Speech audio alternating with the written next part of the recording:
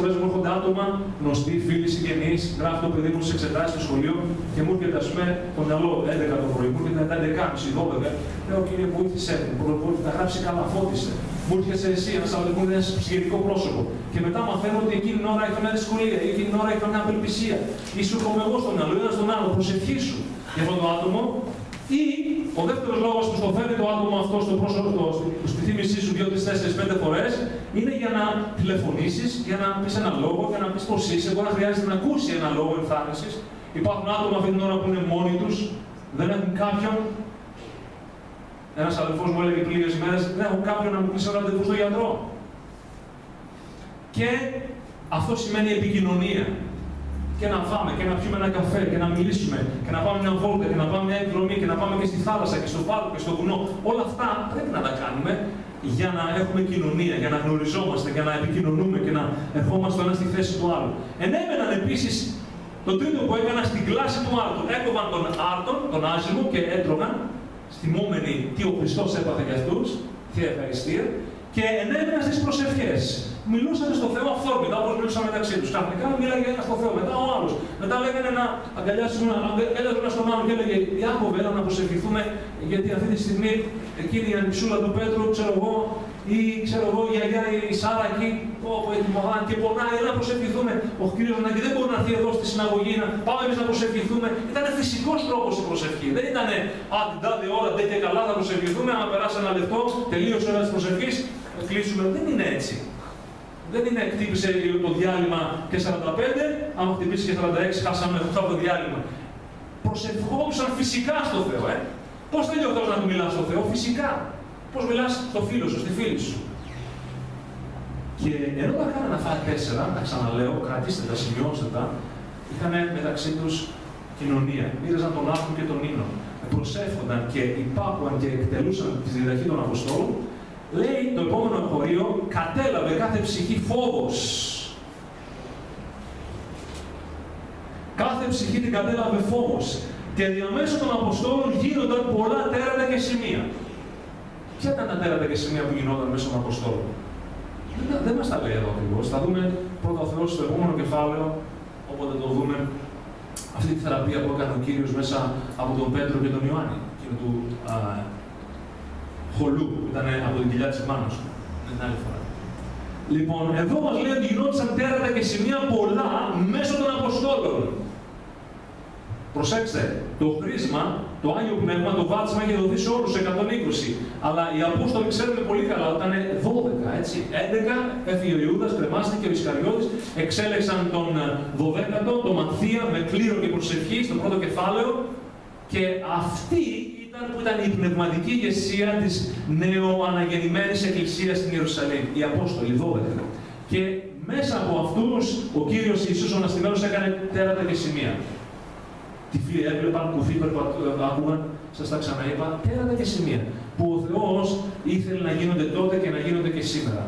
Σήμερα, έλεγα σε μια συνάντηση εργατών εχθές, ότι η Εκκλησία είναι καλό να δίνει φαγητό στους άστεγους, είναι καλό να δίνει τροφή και στέγη στους μετανάστες, αλλά αν κάνει μόνο αυτό, χωρίς να κηρύττει όλο το Ευαγγέλιο στο έργο του Χριστού, στον Αναστημένο Κύριο, το Πνεύμα του Άγιο, τα χαρίσματα, την διδασκαλία όλου του Ευαγγελίου, αν κάνει μόνο το φιλανθρωπικό έργο, μπορεί να καταντήσει να γίνει απλώς ένα φιλανθρωπικός οργανισμός ανθρώπου. Και το θέλημα του Θεού δεν είναι για αυτό. Η Εκκλησία δεν είναι για να κάνει μόνο φιλανθρωπικό έργο. Η Εκκλησία πρέπει να κάνει και φιλανθρωπικό έργο, αλλά πάνω απ' όλα πρέπει να κηρύττει το Ευαγγέλιο και να γίνονται τεράστια και σημεία. Και ενώ λέει κάθε ψυχή την κατέλαβε φόβος και πολλά τεράστια και σημεία γινόντουσαν μέσω των Αποστόλων και όλοι οι πιστεύοντες ήταν μαζί και είχαν τα πάντα κοινά. Αυτό το πράγμα σε όλη την έκθεση που είχε τότε δεν ξέρω αν ξανασυνέβη εύκολα στους 20 ώρες της ιστορίας, αλλά είναι κάτι μοναδικό, θεϊκό, ουράνιο. Φαντάσου τώρα όλους αυτούς τους ανθρώπους, ενώ οι 3.000 ανθρώπους και οι Απόστολοι να είναι όλοι μαζί, να τα έχουν όλα κοινά, να είναι ομοθυμαδόν. Οι 12, οι 120, το παράδειγμα της ομοψυχίας και της συμφωνίας και της ενότητας το είχαν περάσει και τους άλλους. Τους είχαν δει ότι είναι αγαπημένοι αυτοί. Δεν μένανε στη λεπτομέρεια, δεν μένανε στις διαφορές τους. Εάν η ψυχή που θα έρθει αύριο εδώ είναι καινούργια. Δει εμάς εδώ τους 5, 10, 15, 20 όσοι είμαστε, να είμαστε έτσι και το αποδεικνύουμε με λόγια και με πράξεις και βάζουμε πάνω απ' όλα τον Κύριο και τη φανέρωση και τη δόξα του Κύριου και την οικοδομή του αδελφού μας και όχι τη δική μας επιθυμία, το δικό μας εγωιστικό θέλημα, να ξέρετε ότι αυτό το ομοθυμανό θα μεταδοθεί και στους καινούριους που θα έρθουν εδώ και θα γεμίσουν αυτή την αίθουσα. Και αυτοί που θα φύγουν από εδώ και θα αποσταλούν, γιατί από αυτήν την εκκλησία θα αποσταλούν, έχει γίνει προφητεία 20 χρόνια εδώ πριν, ότι 20 εκκλησίες θα υπάρξουν από εδώ, ήδη είμαστε 5-6, θα δημιουργηθούν πάνω από 10, 12, 15 εκκλησίες και άλλες από εδώ, σύμφωνα με την προφητεία του Κυρίου, χρόνια από έναν εργάτη που δεν τον ξέρετε, εγώ τον ήξερα. Λοιπόν, αυτοί εδώ που εδώ μέσα έχουμε εργαστεί έτσι, ενωμένοι, θα το μεταδώσουμε και στους άλλους. Και θα βάζουμε τον εαυτό μας πάντοτε κάτω από το συνολικό χρήσμα του Ιησού Χριστού και το συνολικό χρήσμα που ο Κύριος δίνει μέσα στο σώμα του. Και αφού είχαν τα πάντα μαζί και είχαν τα πάντα κοινά, λέει, και πολλούσαν, λέει, τα κτήματά τους και τα υπάρχοντά τους και μοιράζανε τα χρήματα που παίρνανε από αυτά που πολλούσαν και έδιναν στον καθένα όπως είχε ανάγκη. Αυτή είναι η τέλεια αλληλεγγύη. Αυτό είναι το τέλειο, ούτε κατά διάνοια το σοσιαλιστικό κομμουνιστικό σύστημα, το οποίο δεν υπάρχει στην πράξη, έτσι. Αυτό είναι το χριστιανικό σύστημα της Καινής Διαθήκης. Αυτός είναι ο βιβλικός χριστιανισμός. Αν τον εφάρμοζε αυτό η Εκκλησία όλους τους αιώνες, στο σύνολό της εννοώ, δεν λέω ότι κατά περιόδους το μεσαίωνα ή πιο μετά ή τώρα, υπάρχουν τώρα κοινότητες χριστιανών σε άλλες χώρες που το κάνουν αυτό, ξέρετε. Αυτοί που έχουν πολλά, πουλάνε ένα μέρος, μεγάλο μέρος και δίνουν σε αυτούς τον νέο. Χτίζουν ορφανοτροφία, χτίζουν στέγες για παιδιά, για ανήλικες μητέρες. Πάντοτε η Εκκλησία το έκανε αυτό και πρέπει να το κάνει. Και πρέπει και εμείς να το οραματιστούμε αυτό. Δεν περιμένουμε οι άλλοι μόνο να μας βοηθήσουν ή εμείς να βοηθήσουμε έστω λίγο, αλλά να λέμε Κύριε μέσα από εμάς και να το πιστέψουμε αυτό και να το προσευχόμαστε και να το προσευχηθούμε. Θέλουμε και εμείς, Κύριε, να ευεργετηθούν άνθρωποι. Θέλουμε και εμείς και να ταΐσουμε ανθρώπους φτωχούς, άνεργους, άστεγους, πρόσφυγες, μετανάστες. Αλλά πάνω απ' όλα θέλουμε, Πατέρα Ουράνιε, να δούμε οι νεκροί να σηκώνονται στο όνομα του Χριστού. Οι κοφοί να ακούνε, οι τυφλοί να βλέπουν, οι χολοί να περπατάνε. Και κάθε μέρα, λέει, μένανε ομοθυμαδών μέσα στο ιερό και κόβοντες, λέει, των άρτων στα σπίτια τους, μεταλάβαναν την τροφή με αγαλίαση και απλότητα καρδιάς, δοξολογώντας τον Θεό και βρίσκοντας χάρη μπροστά σε όλο τον λαό. Και ο Κύριος, αυτό το έκαναν οι άνθρωποι, και ο Κύριος τι έκανε? Τελειώνει το δεύτερο κεφάλαιο των πράξεων.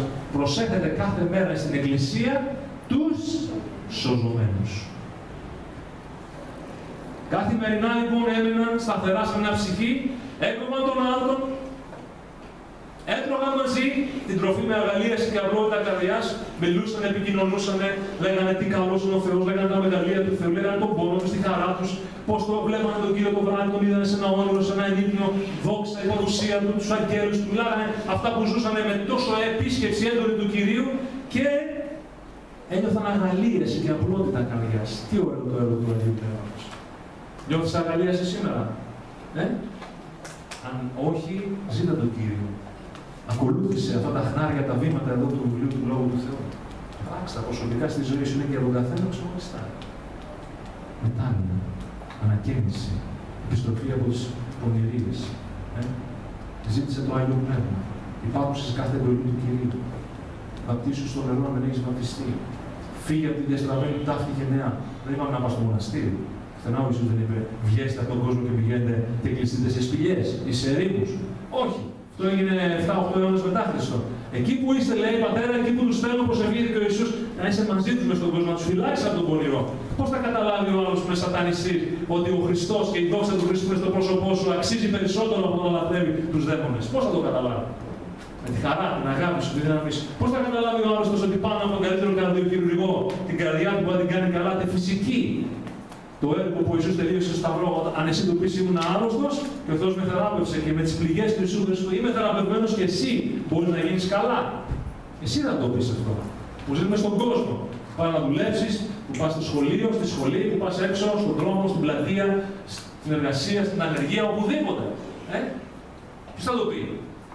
Μπορεί να πει κάποιος, εγώ θα το πω. Εγώ θα το δουλέψω. Μπορεί να το πεις. Ή μπορείς να πει, λες μέσα σου, στο να λέει αυτός. Εγώ θα κάνω αυτό που μου αρέσει. Πρόσεξε. Ο Θεός σήμερα λέει ότι κάθε ψυχή την κατέλαβε φόβος και τεράστια και σημεία γίνονταν για τον Αποστόλων. Πιστεύω ότι, και τελειώνω εδώ, ότι για να γίνουν όλα αυτά και ο Κύριος να προσθέσει στους ζωμένους κάθε μέρα στην Εκκλησία, χρειάζεται να έρθει ο φόβος του Θεού. Ο φόβος του Θεού δεν υπάρχει δεν υπάρχει όταν οι άνθρωποι του Θεού περπατάνε ελαφρά και επιπόλαια και ελαφριά την καρδιά και λένε περί Χριστού, περί Θεού, με γιορτές και πανηγύρια, με φανφαρισμούς και μπαλόνια και αυτά. Είναι ωραίο αυτό και μετά μου αρέσουν. Και περπατάνε και λένε τώρα θα πούμε στην πόλη για τον Χριστό και προσευχηθούμε την πόλη. Και αυτός που το λέει, κάποιοι από αυτούς είναι μέσα σε οδηγανομίες. Δεν τη σώζεται έτσι μια πόλη. Δεν μπορεί τυφλός να οδηγήσει άλλους τυφλούς. Θα πέσει, λέει ο Ιησούς, μέσα στο βόρβορο και οι δύο θα πέσουν. Δεν μπορεί ο άρρωστος να πει στον άλλον πώς να γίνει καλά, αν δεν έχει γίνει καλά ο ίδιος. Ξέρετε, θα τελειώσω μια παρένθεση. Με τη χάρη του Θεού τελείωσα το δεύτερο μάθημά μου στην ψυχοθεραπεία. Δεν ξέρω αν το ξέρετε, αλλά ευχαριστώ για όσους προσεύχεστε και αρχίζω το τρίτο μάθημα. Ξέρετε η θεωρία του Αντλέρ, τελείωσα τη θεωρία του Φρόιντ. Ο Αντλέρ, λοιπόν, ο Αλφρέντ Αντλέρ, που είναι αυτός που θεμελίωσε, ολοκλήρωσε τη θεωρία αυτή της ψυχολογίας, της ατομικής ψυχολογίας, λέει ότι και γενικά η επιστήμη της ψυχολογίας και της ψυχοθεραπείας, η καλύτερη μέθοδο θεραπείας για τον άλλον είναι όταν εσύ είσαι θεραπευόμενος και διηγείσαι και μιλάς και συζητάς με τον αυτό που πρέπει να θεραπευτεί η ψυχή του, τους τρόπους που ήταν αποτελεσματικοί σε σένα. Αλλιώς όλα τα άλλα είναι θεωρία. Ο ναρκωμανής που έχει βγει από τα ναρκωτικά μπορεί να το χρησιμοποιήσει ο Θεός για να σώσει τον ναρκωμανής. Η πόρνη που πληρώνεται για να το κάνει ως επάγγελμα, αυτό εννοώ πόρνη, με την έννοια που θεωρεί ο κόσμος, έτσι, αυτή είναι η κοσμική έννοια. Μόνο όταν έχει πιστέψει και έχει μετανοήσει, όπως εκείνες οι γυναίκες στα πόδια του Ιησού που δεν πήγαν να λιθοβολήσουν, λιθοβολώντας την, μπορεί να βγάλει άλλες γυναίκες από την πορνεία. Ο μάγος, ο οποίος έχει επικαλεστεί δαιμονικές δυνάμεις και το διάβολο μπορεί να οδηγήσει άλλους σατανιστές, δεν ξέρει που να βγάλει. Αυτός που πραγματικά έχει συγχωρεθεί πολύ, εσύ, εγώ, επειδή πραγματικά νιώθεις και ένιωσες την αγάπη του Ιησού από όλες τις αμαρτίες να σε συγχωρεί, μπορείς να μεταδώσεις τη συγχωρητική αγάπη του Θεού. Και ούτω καθεξής. Αμήν.